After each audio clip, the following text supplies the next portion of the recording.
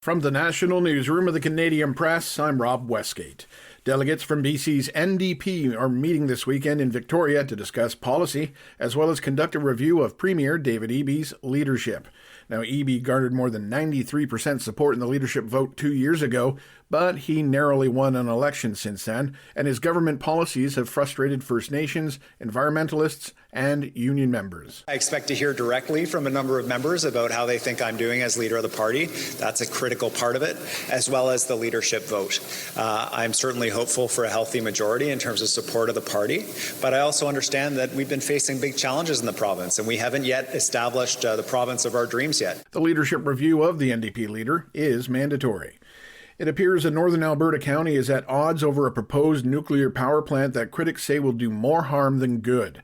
Residents in the county of Northern Lights voted on the project in a recent non-binding plebiscite, but Reeve Terrion-Garian says it would be wise to look at nuclear as a way out of the economic stalemate they find themselves in. With all of the data centers, with electrification of vehicles and the population growth, we understand that there's going to be a huge demand for electricity, and this is probably, a very good alternative to look to. The Alberta government has said it is interested in nuclear, but it could be a decade before any plant is complete. Break out the umbrellas, Ontario, or maybe some skates. A large swath of the province will see freezing rain this weekend. Environment Canada says the rain is expected in Ottawa and parts of northern Ontario starting Saturday afternoon. The Weather Office says there will be an ice accumulation of up to 5 millimeters, and it's warning of slippery conditions, advising residents to be careful when walking or driving. Out east now, where Nova Scotia's opposition NDP is calling on the government to release a report about environmental racism. Justice critic Susie Hansen says Tim Houston's government has been sitting on the document for more than a year, and the public has the right to see it.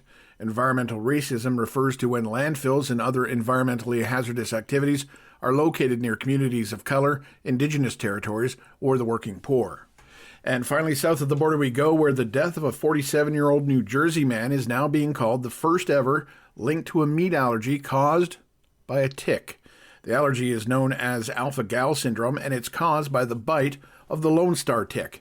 Dr. Thomas Platts-Mills, former chief at the University of Virginia's Health Division of Asthma, Allergy, and Clinical Immunology, says his team made the discovery after examining a blood test from the victim.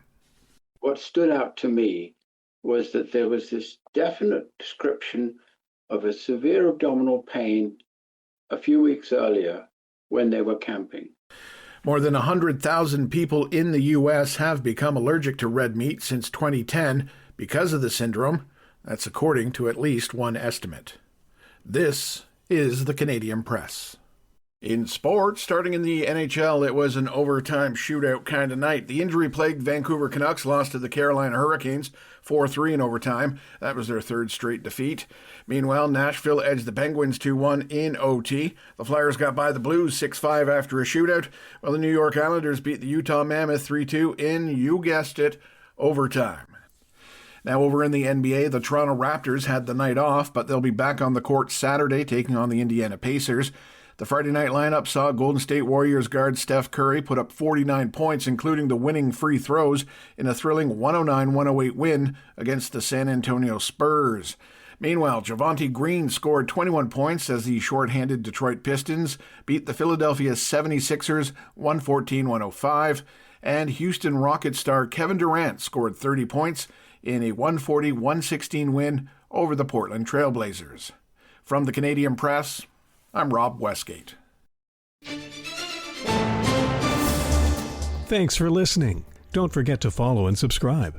For more of today's top stories, visit thecanadianpressnews.ca.